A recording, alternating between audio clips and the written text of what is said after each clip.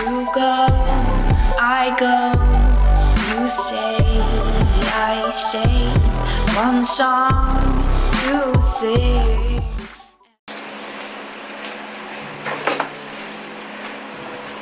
What is up, guys? What's going on? As you saw in the title of the video,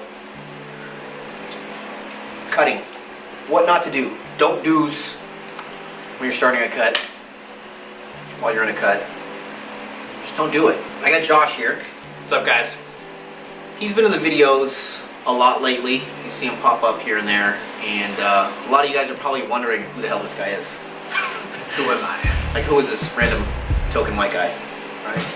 He is a client that has become a really good friend of mine. Lives fairly close. So he signed up for a membership.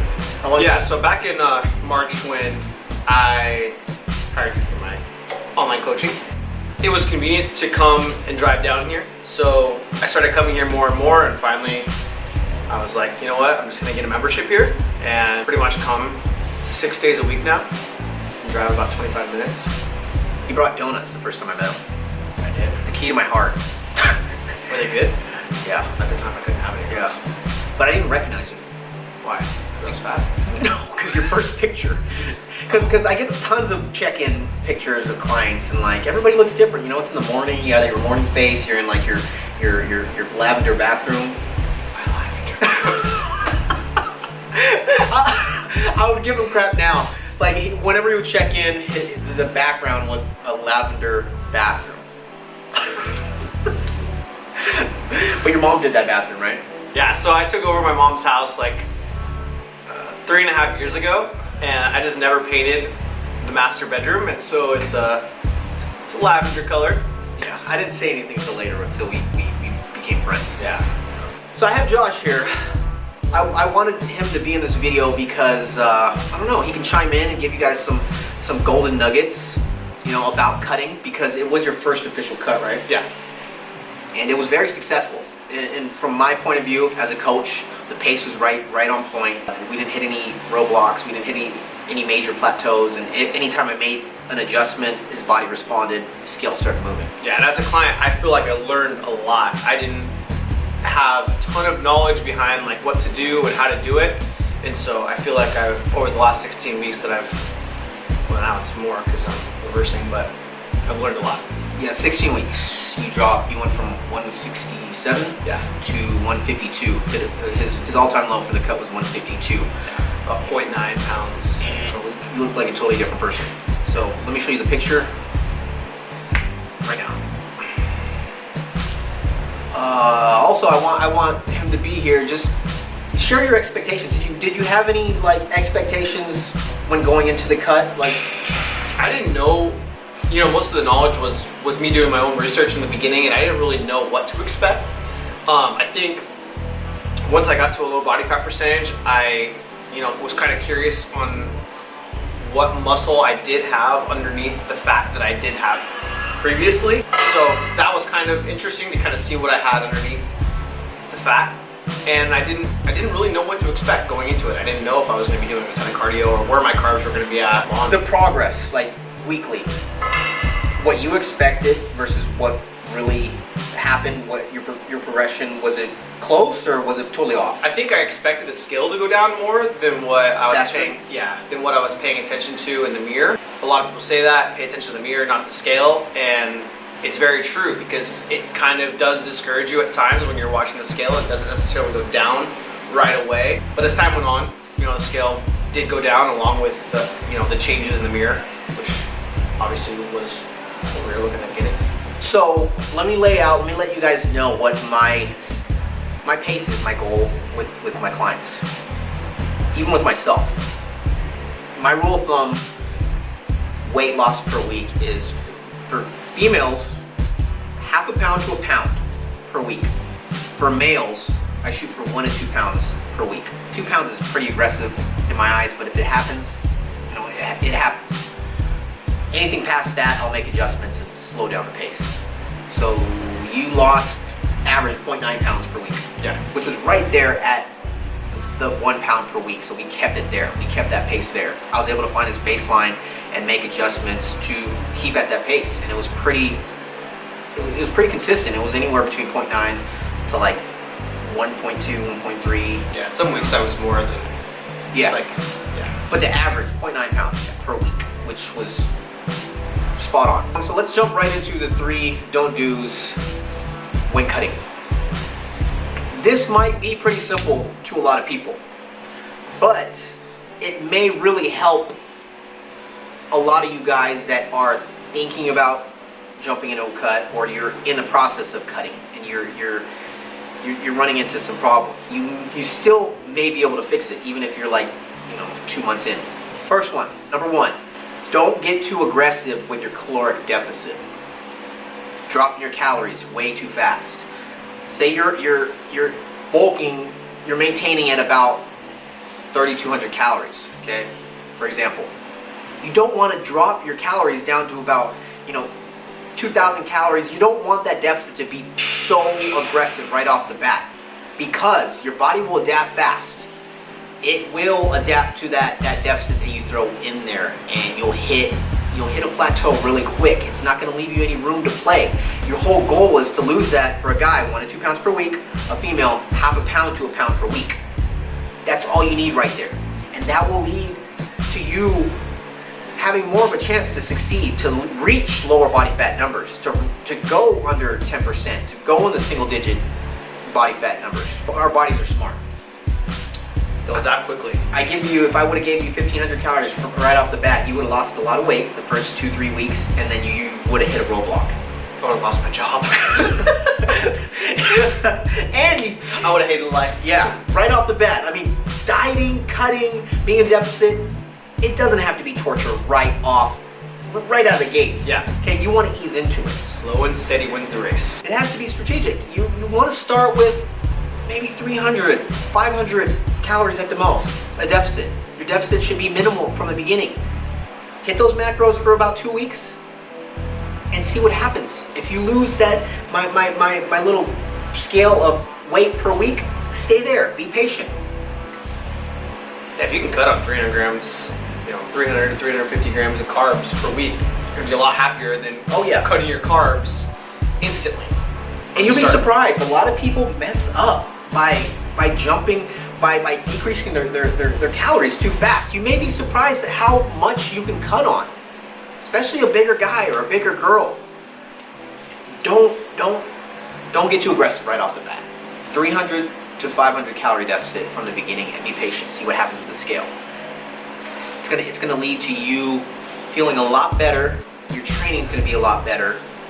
Your brain is gonna be a lot better. You're gonna feel a lot better at work. You're right. Yeah. Yeah, and that's gonna lead to your training. Your training's gonna be better. You're gonna keep a lot more strength, which will lead to keeping your fullness, keeping your size. Number 2, cardio. Don't abuse your cardio. It's the same thing as calories. Don't jump to 5 days a week cardio, 6 days a week, 7 days a week of a cardio when you are maintaining, or you're in your off season, you're bulk, and you're doing none. Okay, slowly, gradually incorporate the cardio. You want to look at cardio as a tool. How much cardio did we get to? 5 days a week, but that was the 15th and 16th week. Yeah, that was way deep into his cut. Yeah. We started him at 3 days a week of cardio. At 300 calories each. 300 calories. About 900 calories for the week.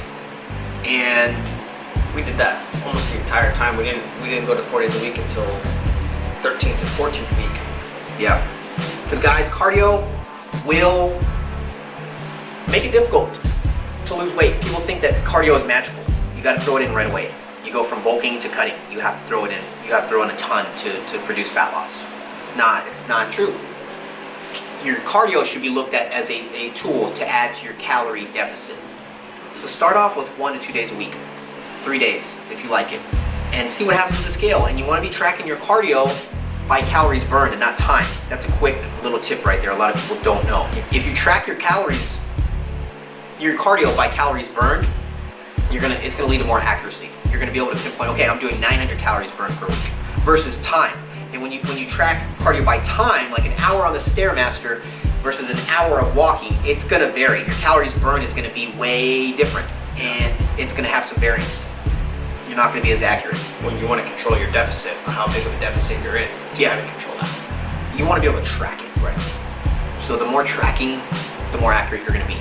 And it's gonna be a lot easier for your coach or yourself to make proper adjustments. Right. So when I increase cardio, it's like 100 more calories per day burned, or another day of 300 calories burned. Don't get too aggressive with your cardio. Slowly incorporate it.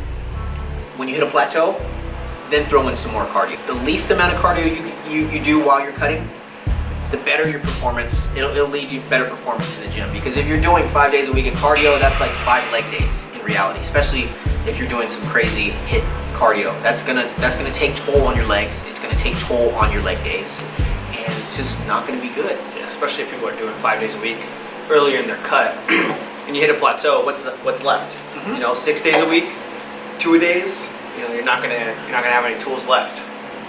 There's no room to play. You want to control the pace. You want to control what you have. You want to have more. I don't know you want to leave more tricks in your pocket. I don't know. Tools in your tool bag. Yeah, you want to leave some stuff to bust out later. Number 3. When it comes to training, a lot of people switch up their training drastically. They'll be in their off season, their bulk season, and they're focused on strength, making gains, right? And then all of a sudden they turn it into a cut, and they're like, Hypertrophy training, nothing but high reps, low weight. They drop the weight, they go high reps. You don't want to do that. That's going to set you up for failure. You're going to burn a lot less calories. That's one thing, and you're going to lose a lot of strength, and you're going to lose a lot of size. You're not going to give your body a reason to keep the fullness, to keep the size. You're gonna lose those hard-earned gains that you had during your bulk, your surplus. Yeah, mentally, though, it is inevitable for you to lose a little bit. Yeah, you're gonna lose strength. You're gonna lose some strength, but you don't have to lose a ton of strength. And that will happen. I made that mistake back in my bro days. When I started cuts, I would stop lifting heavy. That's why I started. I love lifting heavy. I love getting stronger. I love getting bigger. And I made that mistake. When I started a cut, I would do nothing but high reps, nothing but like drop sets and like super sets, and I lost a ton of strength. I remember during some cuts where I was doing OHP, and I could seriously only do a set of 3 with 95 pounds. That's a quarter on each side. I think Sonia's doing that now. Like, that is horrible. Like this last cut I did, I didn't even lose that much strength. I think for a triple, I was still able to do like 185 for a triple on the OHP. I lost strength in certain areas, but some I didn't lose like very much at all. And the reason why is the pace that we had you on. But I was still training the same as what I was before. Yeah. I still have my heavy days and my hyper days. So that's what you need to do, guys. You need to still keep a good balance of strength training and hypertrophy training. So you don't want to just drastically change your rep schemes because you're in a deficit trying to cut. The whole high reps, chasing the pump, that's not going to get you shredded. That's not going to shape your muscles. Those are bro science myths that are put out there. You can't shape your muscles, guys. What's going to shape your muscles or make it look like it's shaping your muscles is losing the body fat. And you cannot spot reduce. There's no such thing as, all right, I'm going to train more buys and I'm going to lose more fat there. Your body's going to drop body fat wherever the hell it wants. It's determined by your genetics, your body. You're going to lose it wherever it wants. The caloric deficit is what determines you getting more cut, more shredded, right? Yeah. And that's it, guys. That's my 3 don't do's while cutting. Like I said, that may be very simple to a lot of you guys, but I'm hoping that it reaches maybe even just one person, 1-2 people that are about to start a cut and just don't have any expectations. Yeah. You don't know what to expect. You don't know what to expect with the pace of your progress or your strength, whatever. In most cases too, is like your first cut, you're not going to be like, you can't think of yourself as someone that you see on Instagram, right? You're not going to look like, don't have any expectations. Do it for yourself. We got cut off, battery died, but the camera is gonna die again. So we're gonna end this video. Hope you guys enjoyed it. Hope you guys know who Josh is now. He's not just some stranger token white guy in the videos. He's gonna be around. Random dude just hanging out. Yeah. See you guys in the next video. Peace. You go, I go, you stay, I stay. One song to sing.